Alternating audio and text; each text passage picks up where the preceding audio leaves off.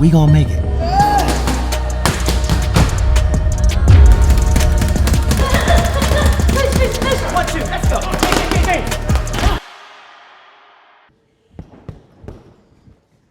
Right. Have you got it? Yeah. Boxing King Media, powered by BYD. We're back here for another episode of the Brutally Honest podcast. Dom, you look ready like you're about to rob a bank. Well, actually, this was given to me, this jacket, and it's quite a good brand. I'm not going to say what the brand is because I might try and get some sponsorship off them. But a few people, I did a video the other day. I was out cycling, and a lot of people asked me where I got the jacket from and where they can get it.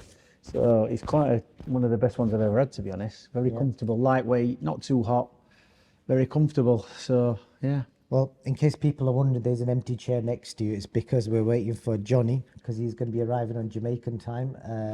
And look, he couldn't make it up. He's actually just strolling in. He timed it right, look. Wait a minute, geez, needs my glasses on. Something's wrong with his teeth. Something's happened to his teeth. It's like he's had them painted white.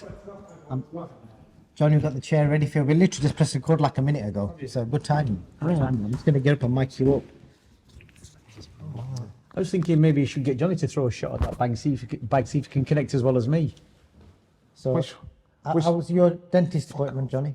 Pardon? How was your dentist appointment? It's all right. Yeah. All right. Yeah, he wants to put a fill in there. Are you going for a not teeth whitening or anything? Nah, not into that bollocks. Let me get Keeps like you said, I can level your teeth, come on, look same. I'm like, no, you're not doing that shit. So Here's just your checking. napkin with soya milk. Oh, thank you. Oh, nice one. Take the foil out though, yeah? Oh, yeah. Who've you got smiling? We've had some kids sparring. We had Brad Goldsmith sparring this morning. He's done all right. But I'm just saying, we've just been testing this bag out here against our left hook. Yeah. So You know what? I know a kid that's doing bags. Do you want a really big, heavy bag? no, because They'll give it you for fuck no. all. 'Cause listen, these bags here, these are the best. All right. These BOXRAW ones. I've just Have hit you it. not seen these new bags? They've just come out of the new BOXRAW range. They're not made out of leather, so they don't smell like Dave Allen's jockstrap. You know what I mean? Or Julius training gear. Julius training gear, yeah, even better. So yeah, You want to test it out, Johnny? See what? just throw it a left in the hook. bag. It's actually not bad, that. That's not bad. Yeah, it's Well, do you new. know what? The thing is, there could be a copyright claim going in here because we've just worked out what the weight of it is, and it's actually the same weight as Cole Baker, and I believe that this bag was modelled on him for the weight because he used to be a human punch bag, didn't he, in the gym? Yeah, he did, yeah. Right. So what we've done there, because he no longer comes down, is we use the bag. I can remember your dad used to almost make me sparring. I said, Brandon, I want to spar because he was right slow. Yeah. And I just thought, I but can remember last time he came down here and sparred. There were me, you, your mate, from Ryan. Yeah. yeah. And Ryan stuck nut on me and got cut, and then we both bashed up Cole Baker. Oh, we should get Carl Baker in at some. Are we on? We're recording. We're Oh, keeping sorry, yeah. Keeping it. We nice could and talk raw. about the time when he put on about 5 stone over weekend. I got him down to a decent weight, and then over weekend he put on 5 stone. 5 stone over a weekend. Is that even humanely possible? Do you know, the only issue there weren't enough wheelie bins outside to put the pizza boxes in. That's where the issue. That's a true story, by the way. I'm sure he'll appreciate the shout out, won't he? Is that true, Johnny? Yeah, he's trying to lose weight now. Still. He's been trying to lose weight for the past 15 years. Mate, what on earth is going on with them trousers, Johnny? I don't know. My mate made them for me. So I thought I'd try a little something Do you know different. what they look like? You just need a pair of riding boots on because they look a bit like jodhpurs then. That's right. That's the I've link. not seen that style before. What is that? They wear them in France a lot. Are they? Yeah, I look like a Frenchman. All right. No particular reason you've got such a massive gap down there. No particular reason. Okay, sound. Dom's got his book in his hand. Got He's my got a book hard here. copy. We were talking about it last week. It is it's a hard copy, but a paperback copy. But I thought, yeah, was it not? I couldn't get it online. you can get it online. It's an ebook, but this is the hard copy of it. We've still got to work out a price. It's coming out in February. I'm just having a word with the publishers now what price we're going to do it at. Obviously, going to try and do it at a very reasonable price. But yeah, there's some good recipes in this. Very interesting ones. Obviously, Johnny's tasted my cooking over the years. It's true. So Let me just tell you. some you know, when decent when Dominic- recipes here. When Dominic makes food, like if you're trying to make weight and you say, come on, you're cooking at my house. Some people can cook and they do it with love. Dominic would just throw it together like it's nothing, but it actually tastes really nice. Yeah. But it's just no nonsense. I'm Good thinking and 'cause you'd be like, chew it, because you'd be one starving. fight you had to come to my house, didn't you, for like a week before? right. It must have been when you boxed in Germany or something, That's and right. you were a bit overweight. And I was overweight and I was You had to come to my house for starving. about 2 weeks, didn't you? Eating with kids crawling all over him. Yeah, I was starving and cooked the food and I was gobbling it down. He said, chew it. And I'm like, oh man, again, we'd be in the gym and some of the fighters that lived out of Sheffield, but like we came out our chef and they lived around there sometimes. They'd go to that chip shop down the road, and if Dominic caught him walking up the road, he said, "Come here, just snatch it Well, up." And start actually, eating. that's a story. And it's a funny story that because it's Darren Sutherland who's no longer with us. Yeah. And he was a prospect, Darren, when he first came over. And when he was about 15 or 16, he tormented the life out of Junior Witter and Pickering. And I remember one time he was training for the championships and he was struggling with his weight. So I did his diet, and he says, you know, I can't lose the weight. I'm doing everything you're telling me, and the weight won't come off. I went, are you sure? 100%, like with his Paddy accent.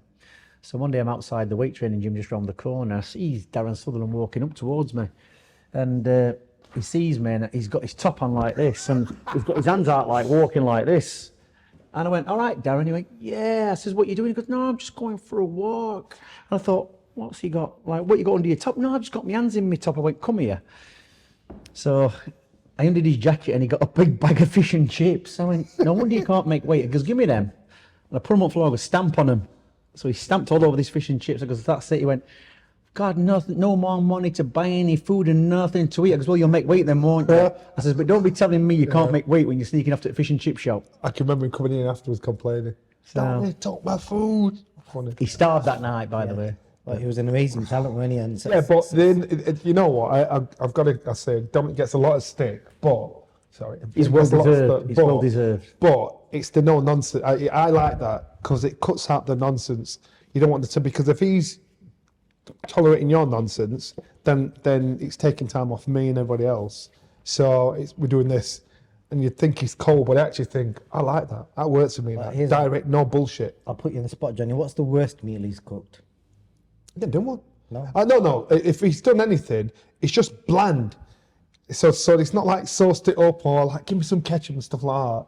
It's just bland. But he ain't got one. He can cook. Yeah. But he does it so easy, like he don't give a shit. But then Just fuel in it. That's what it is. Jimmy. Yeah. Like, we're not here at this point when we're making weight. We're not trying to enjoy it. We're just trying to get it down for fuel. But Just get the job done. get the job done. Also, it's worth mentioning that we've been proudly partnered up with BYD in Sheffield for this podcast, and we spoke yesterday. They're extending the deal, and this is going to carry on for hopefully for the foreseeable future.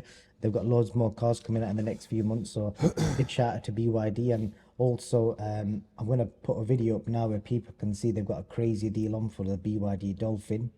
Take advantage of the Boxing King media discount at BYD Sheffield. You can get this amazing car for £269 per month with a £269 deposit. Details in the description.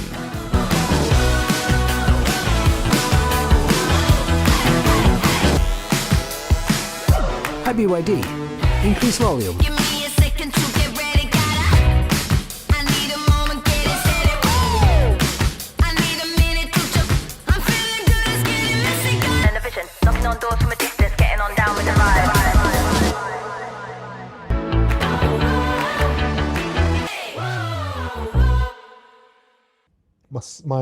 my son-in-law to be, he's buying one. He's Is picking he? one up. Yeah, he's going to get one. Wow, there you Give him go. a ring. You can't go wrong. As people have just seen that video, just played there, an incredible deal, and it'd be crazy to miss out on it. You just got to mention the podcast when you ring them up. The telephone number, contact details are in the description, and they will look after you. I know they've had a lot of demand over the Christmas period, and I think they're outselling everyone, including Tesla, which has always been the target. I'm trying to think what to start with. I think that the biggest talking point in the last few weeks has been this £10 rehydration clause. Some people are saying it's dangerous for Chris Eubank Jr. Others, Eddie N come on and said that it's not dangerous because he walks around that way anyway. So people are trying to make it something that it's not. I think the original fight was at £154, a few years ago before it got cancelled, and now it's at 160. But Chris can only rehydrate to 170 in the morning of the fight. But I'm assuming There's one thing you've got to look at it, no matter what, in regards to the weight.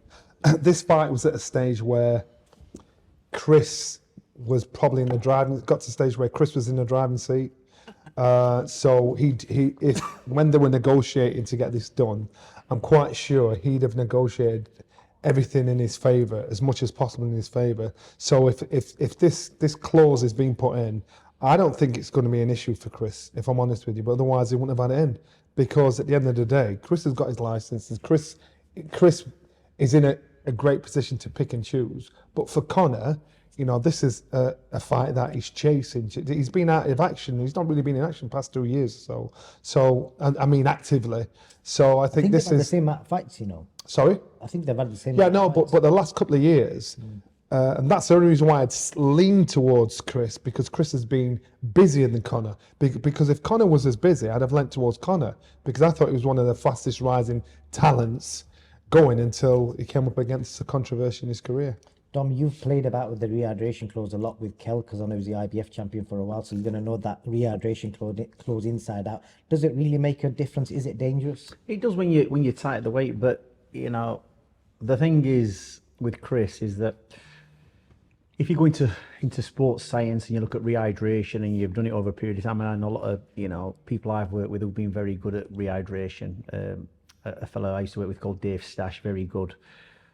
Measuring rehydration, and it takes a long time, and it's going to take Chris from the weigh-in realistically for it to be an advantage. The morning weigh-in is going to be the disadvantage to him. He really needs to be having that weight heavier later on in the day. Do you understand? So he's making 170 in the morning.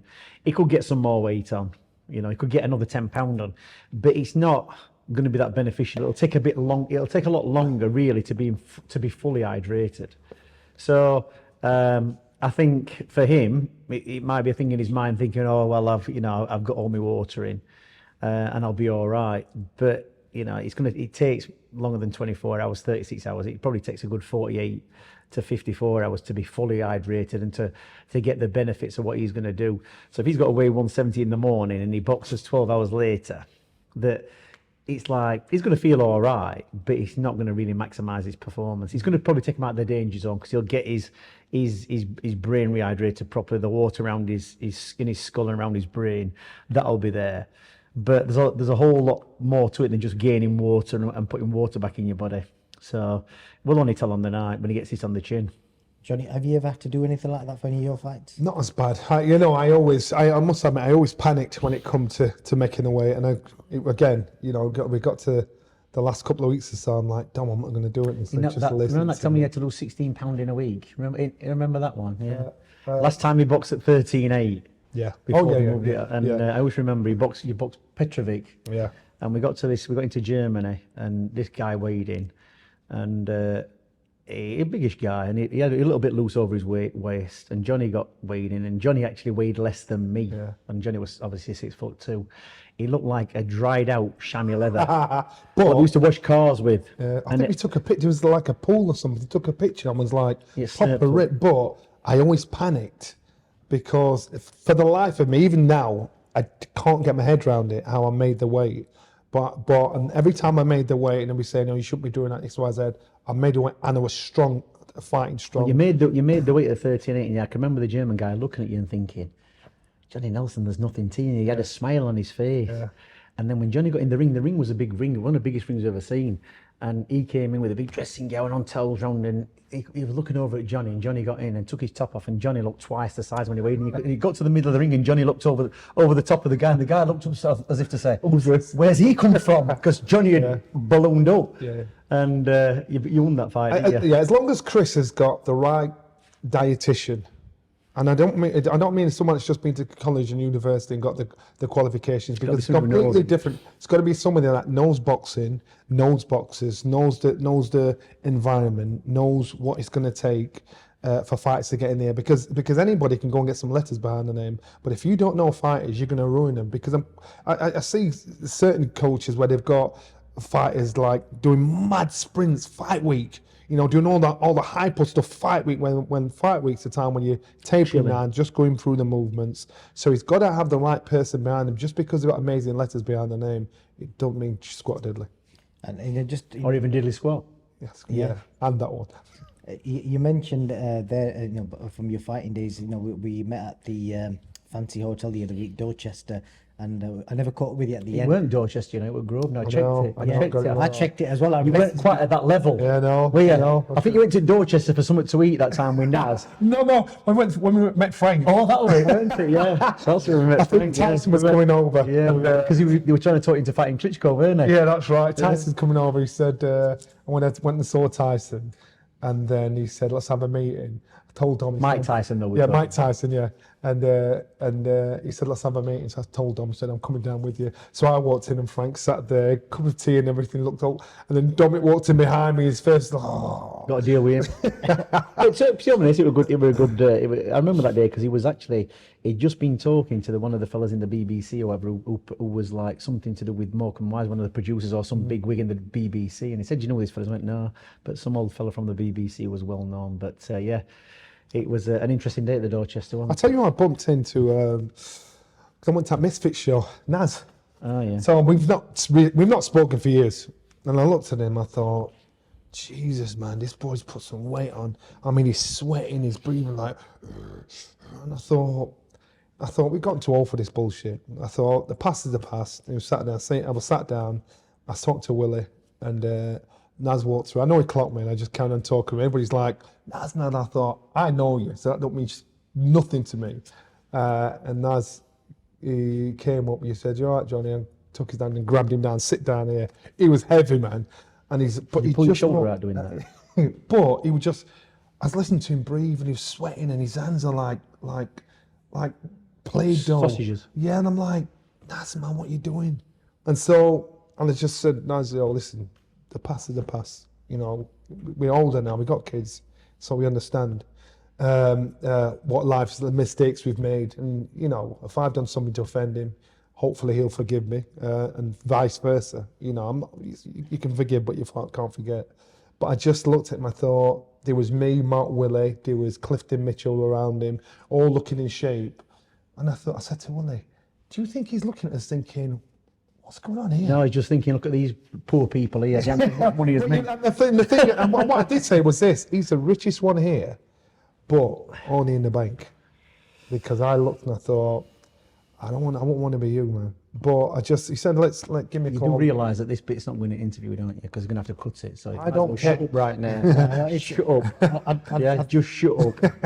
It's not going in, pal. No, it is. I'll tell you what I will share with No, you. what I'm saying is, it was just nice to see him. And I just thought, and he sat down, he just reminded me of like the good times. And we just do shit in life. But there's a saying, isn't there? You know, how can you expect God to forgive you if you can't forgive each other? And you guys have got some amazing history together, even with Dominic. I know there's a bit of, I don't know how to describe it, but the relationship isn't there as it Listen, was. I'll tell you, You guys have shared some match. they were the best time, when he was in here and it got to the height, they were the best times of my life. Before that, my boxing life. Before then, remember it was Harold Graham and Brian Anderson, and then, but we had a laugh with Naz when it was good. It's funny though, we had to, like Errol went, Naz went, and then it was your time. Yeah. It's like we had to wait for all them people to kind of go before you got, you came through. So yeah, it's. Would you want it in a situation where you all got along? Imagine if Naz was just sat here right, and imagine the things you guys could share and talk about, reminisce. Let me tell you, Naz has got some footage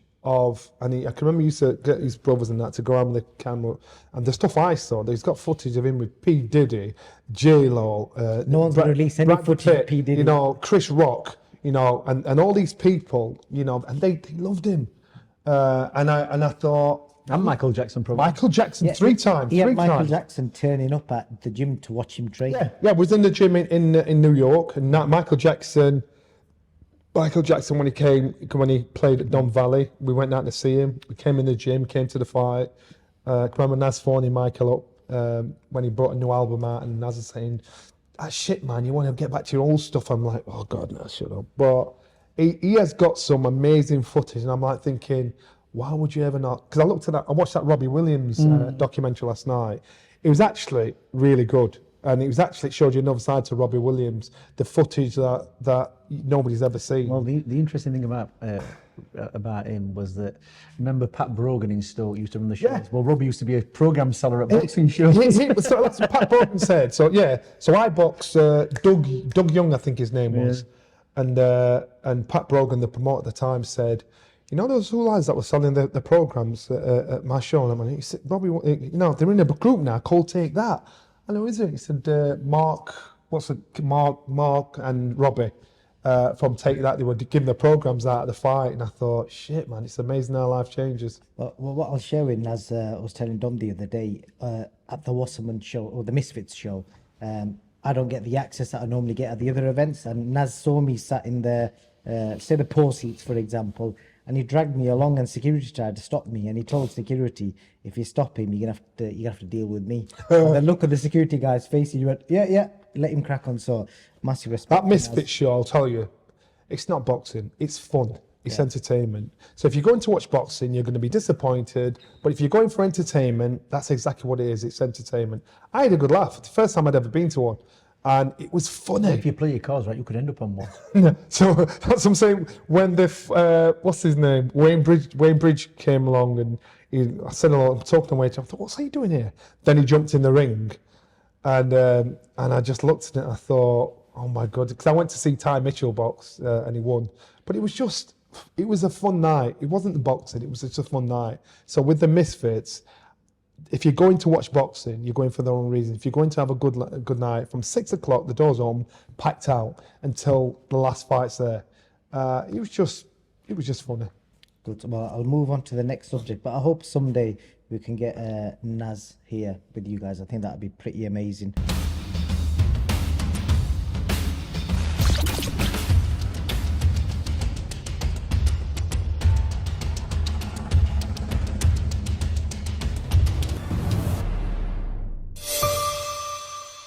We gonna make it.